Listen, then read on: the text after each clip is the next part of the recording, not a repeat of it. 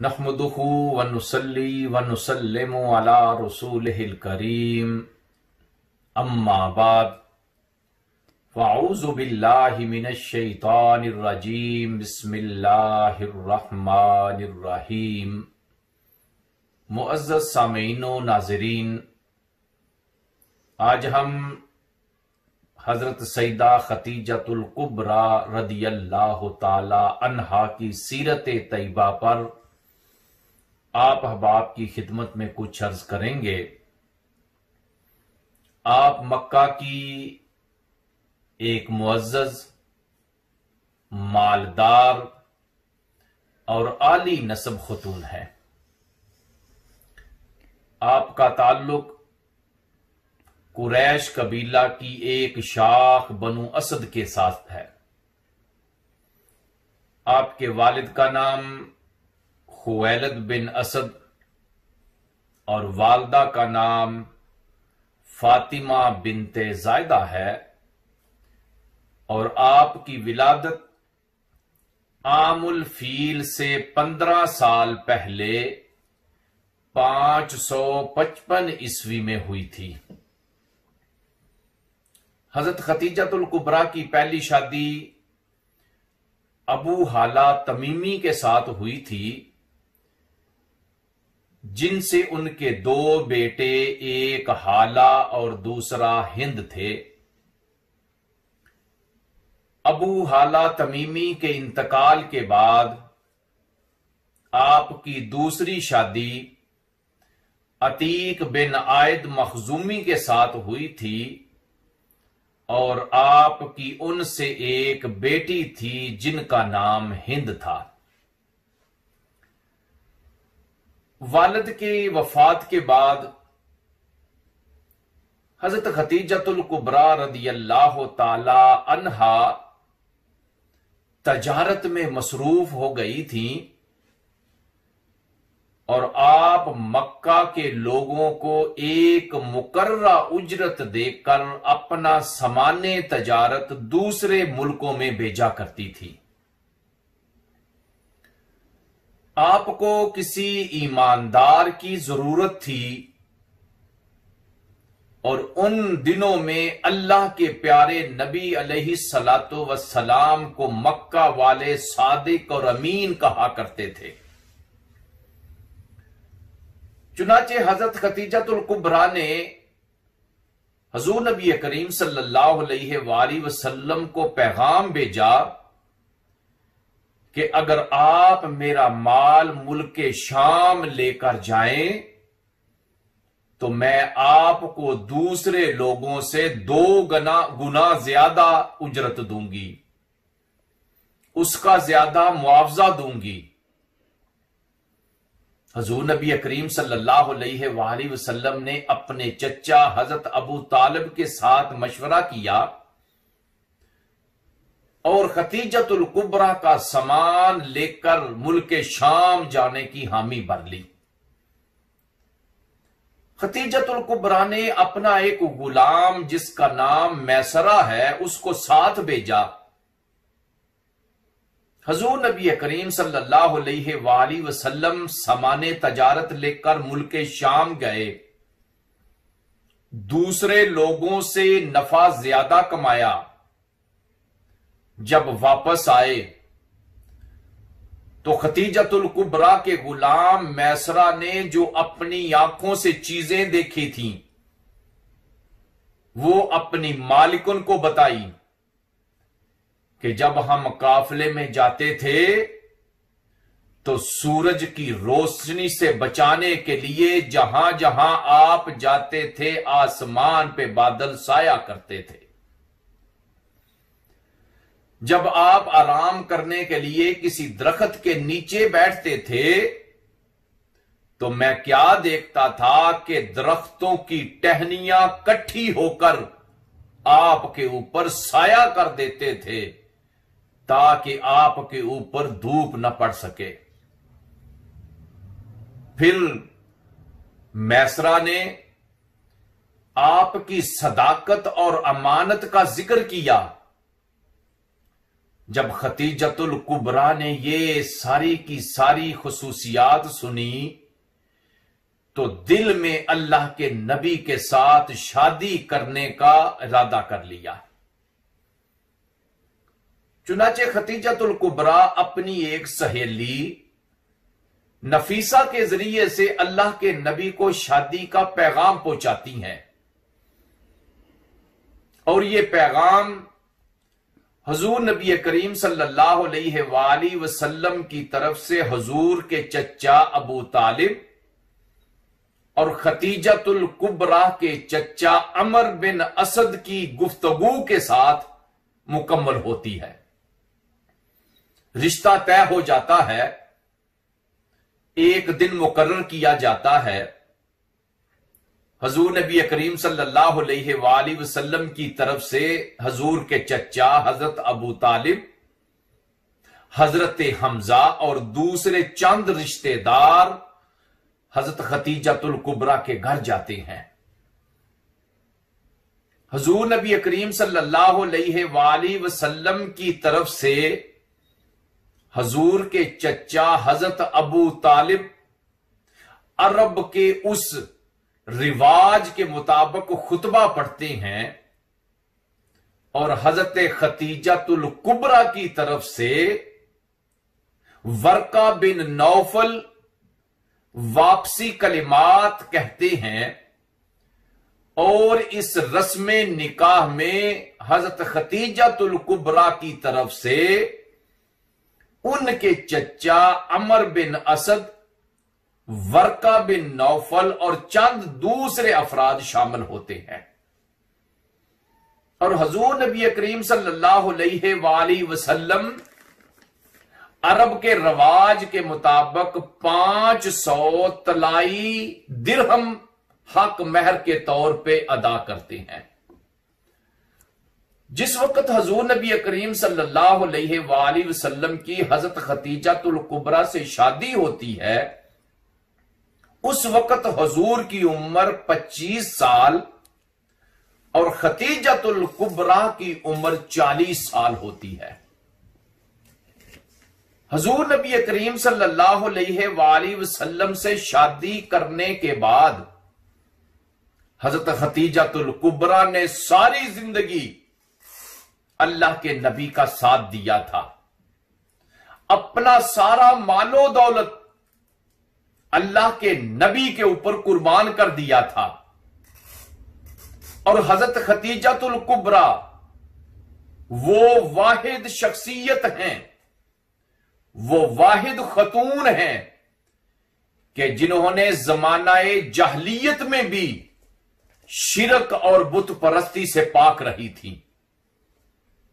آپ ہمیشہ شرک اور بت پرستی سے بیزار رہی تھیں، یہی وجہ ہے کہ دور جاہلیت میں بھی آپ کا لقب طاہرہ پڑ گیا تھا، اور اللہ کے نبی علیہ الصلوۃ والسلام اکثر غار حرا میں جا کر جب عبادت کرتے تھے تو حضرت خدیجۃ الکبریٰ وہاں اللہ کے نبی کے لیے کھانا لے کر جایا کرتی تھی،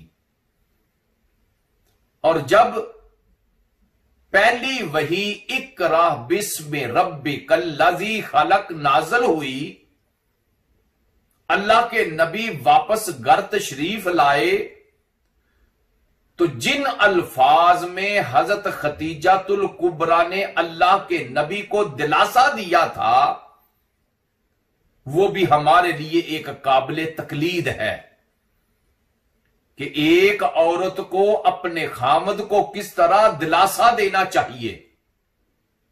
حضرت خدیجۃ الکبریٰ کیا کہتی ہیں؟ کلا واللہ ما یخزیک اللہ ابدا انکا لتصل الرحم وتحمل الکلا وتکسب المعدوم وتقری الضیف وتعین علی نوائب الحق۔ تو حضرت خدیجۃ الکبریٰ کہنے لگی، اللہ کی قسم، اللہ کبھی بھی آپ کو بے آبرو نہیں کرے گا، आप सिला रहमी करते हैं, नातवानों का बोझ उठाते हैं, दूसरों को माल के जरिए उनकी इमदाद करते हैं, आप मेहमान नवाजी करते हैं और हक पर जो आने वाले मसाइब हैं उनके ऊपर लोगों की मदद करते हैं। तो हजरत खतीजतुल कुबरा ने उस वक्त जो अल्लाह के नबी को दिलासा दिया था हमारे लिए एक मिसाल है। और सबसे पहली मोमिना जो अल्लाह के नबी के ऊपर ईमान लाई थी वो हजरत खतीजतुल कुबरा रदी अल्लाह ताला अन्हा है। और हजरत खतीजतुल कुबरा वो है जिनसे रब ताला ने अपने प्यारे महबूब को औलाद की नेमत से मालामाल किया था। हजरत खतीजतुल कुबरा से हजरत कासिम, हजरत जैनब, हजरत रुकैया, हजरत उम्मे कुलसूम, हजरत फातिमा और हजरत अब्दुल्ला जिनका लकब तैयब और ताहिर है, रिदवानुल्लाह ताला अलैहिम अजमाइन, रब ताला ने आपको अता किए थे। और अल्लाह के नबी हजरत खतीजतुल कुबरा से सबसे ज्यादा मोहब्बत करते थे। हजरत आयशा सदीका रजी अल्लाह ताला अन्हा फरमाती हैं, अल्लाह के नबी जब भी आते खतीजा का जिक्र करते। एक दिन मुझसे ना रहा गया, मैंने कहा अल्लाह के नबी आप हर वक्त उस बूढ़ी औरत का जिक्र करते हैं जबकि अल्लाह ताला ने आपको और भी बहुत अच्छी बीवियां अता की हैं। तो अल्लाह के नबी ने फरमाया, आयशा रब ने मुझे खतीजा जैसी कोई बीवी अता नहीं की। खतीजा वो है कि वो उस वक्त मुझ पे ईमान लाई थी जब लोगों ने मेरा इनकार किया था। उसने उस वक्त मेरी तस्दीक की थी जब लोग मेरी तकजीब कर रहे थे। उसने अपने माल से उस वक्त मेरी मदद की थी जब लोगों ने मुझे इससे महरूम कर दिया था। और अल्लाह ताला ने मुझे खतीजा से औलाद अता की है जबकि किसी और बीवी से रब ताला ने मुझे औलाद नहीं अता की। तो हुजूर नबी करीम सल्लल्लाहु अलैहि वसल्लम हमेशा हजरत खतीजतुल कुबरा का जिक्र करते। और जब तक हजरत खतीजतुल कुबरा जिंदा रही अल्लाह के नबी ने दूसरी शादी नहीं की थी। हजरत खतीजतुल कुबरा की वफात के बाद अल्लाह के नबी ने मुतअद्दिद अज़वाजे मुतहरात के साथ शादी की थी, लेकिन जब तक आप जिंदा रही थी आपने दूसरी शादी नहीं की थी। और ये इजाज हजरत खतीजतुल कुबरा को हासिल है। और हजरत खतीजतुल कुबरा रजी अल्लाह ताला अन्हा जब अल्लाह के नबी शब अबी तालिब में 3 साल रहे थे आपने आपका साथ दिया, अल्लाह के नबी के साथ वहां रही, सारी मुश्किलात और सारे मसाइब का सामना किया, लेकिन उस मुश्किल की घड़ी में भी अल्लाह के नबी को नहीं छोड़ा था। हुजूर नबी करीम सल्लल्लाहु अलैहि वसल्लम इरशाद फरमाते हैं, जिसको हजरत अनस रजी अल्लाह ताला अन्हो रवायत करते हैं, हस्बुका मिन निसाइल आलमीन, तुम्हारे लिए इत्तबा और इक्तदा करने के लिए 4 औरतें काफी हैं। उनमें से फरमाया number 1 Maryam इब्नतो Imran, number 2 खतीजतो बिन्तो खुवैलद, number 3 Fatima तो बिन्तो मुहम्मदिन, नंबर 4 आसिया तो इमरातो फिरऔन। फरमाया तुम्हारे लिए ये 4 औरतें काफी हैं जिनकी इक्तदा करो, जिनकी इत्तिबा करो। उनमें से नंबर 1 हजरत मरियम, नंबर 2 हजरत खतीजा, नंबर 3 हजरत फातिमा, नंबर 4 हजरत आसिया। और अल्लाह के नबी ने यह भी फरमाया कि पहली उम्मतों में से सबसे बेहतरीन खातून मरियम बिनते इमरान हैं और इस उम्मत की सबसे बेहतरीन खातून खतीजा बिनते खुवैलद हैं। حضرت خدیجۃ الکبریٰ وہ ہیں جن کو رب کی طرف سے سلام پہنچایا جاتا ہے، جبریل امین کی طرف سے سلام پہنچایا جاتا ہے۔ حضرت خدیجۃ الکبریٰ وہ ہیں جن کو جنت میں ایک موتیوں کے گھر کی خوشخبری سنائی جاتی ہے۔ تو حضرت خدیجۃ الکبریٰ نے ساری زندگی وہ کام نہیں کیا کہ جو اللہ کے نبی کو پسند نہیں تھا، ساری زندگی اللہ کے نبی کا ساتھ دیا، ساری زندگی جتنا مال و دولت تھا اللہ کے نبی کے اوپر اسلام کی ترویج و اشاعت کے لیے سارے کا سارا قربان کر دیا تھا۔ اس طرح حضرت سیدہ خدیجۃ الکبریٰ رضی اللہ تعالی عنہا اپنی زندگی کے 25 سال اللہ کے پیارے نبی علیہ الصلوۃ والسلام کے ساتھ گزارتی ہیں۔ نبوت کا 10واں سال وہ سال ہے جس سال میں اللہ کے نبی کی 2 محبوب شخصیات حضرت سیدنا ابو طالب رضی اللہ تعالی عنہ اور پھر حضرت سیدہ خدیجۃ الکبریٰ رضی اللہ تعالی عنہا کا وصال ہوتا ہے۔ 10 رمضان المبارک کو حضرت سیدہ خدیجۃ الکبریٰ وصال فرماتی ہیں۔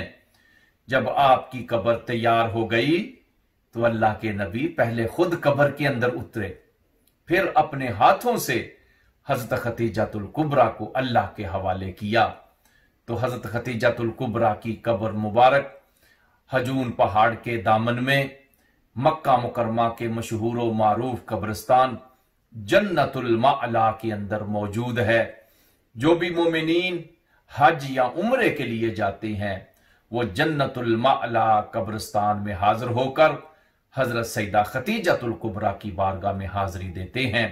وصلی اللہ تعالی علی خیر خلقہ ونور عرشہ سیدنا و مولانا محمد وعلی آلہ و صحابہ اجمعین۔